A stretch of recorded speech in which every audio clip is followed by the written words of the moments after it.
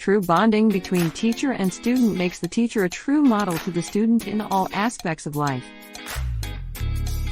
The teacher-student relationship is a crucial aspect of education and learning.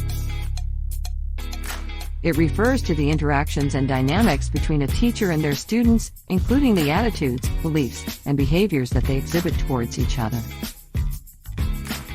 A positive teacher-student relationship is essential for creating a conducive learning environment, fostering trust, and promoting academic success. When teachers have a good relationship with their students, they are better able to understand their needs, strengths, and weaknesses, which allows them to provide effective support and guidance. On the other hand, a negative teacher-student relationship can hinder learning and create a hostile learning environment.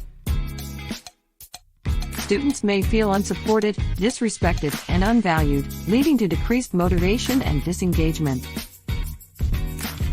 It is important for teachers to establish positive relationships with their students by fostering open communication, showing empathy, being approachable, and providing positive reinforcement.